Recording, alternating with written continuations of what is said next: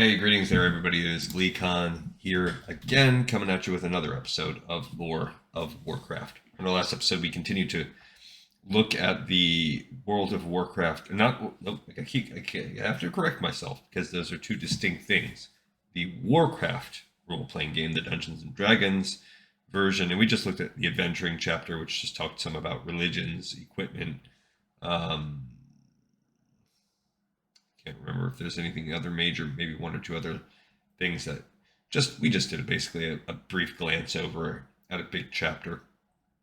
Now we're going to pop over and do one of the few bits of lore that are dealing with this year before Classic starts, and it is something that we've already played through because of the Rexxar campaign in Warcraft 3: The Frozen Throne. So stay a while and listen as we read The Founding of Durotar. I think that's kind of what the name of that campaign is. This is a picture of Orgrimmar under construction. We saw it firsthand as Rexxar.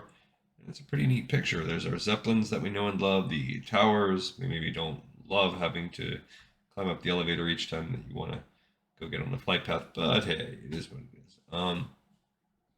And the big giant capital with all the wyverns flying around in the background. Pretty neat picture overall. Okay. A great weight had been lifted from Warchief Thrall's heart. He and his people had defended Azeroth against the Burning Legion, their former master. The crimes of the first Horde could never be erased, but the recent battle stood as proof that the Orcs deserved to make a home for themselves on this world.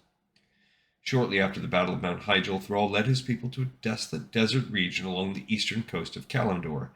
He named the land Durotar, after his late father Durotan. The Horde soon forged a capital in Durotar.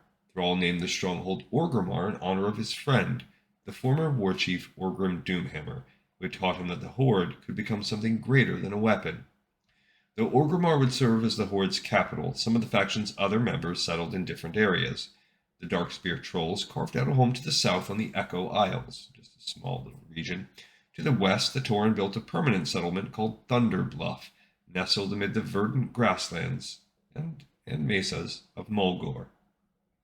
Durotar stood in stark contrast to the lush plains of Mulgore. It was a rugged area, and the Orcs' first years there were filled with hardship. Thrall considered those difficult times to be penance for the damage that the Orcs had wrought on this world decades ago. The settling of Durotar drew the attention of Rexxar, an old beastmaster who had invaded Azeroth alongside the first Horde. He had later abandoned the army after growing disgusted with what it had become. For years he had lived alone, learning how to survive and thrive in Azeroth's wilds. Thrall's Horde seemed like a force of pride and honor, and Rexxar cautiously joined the Orcs in their new home.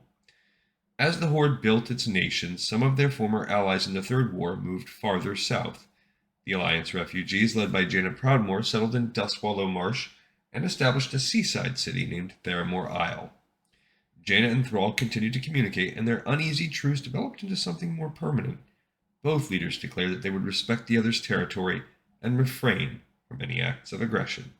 So that brings us up to maybe even through, up to and into the first act of that bonus campaign. And we know what happens from there based on what we've played. Cool. It was a shorty, but I appreciate it. You guys, I appreciate your attention, your viewing. Thank you so much for watching and listening. The old channel Lore of Warcraft.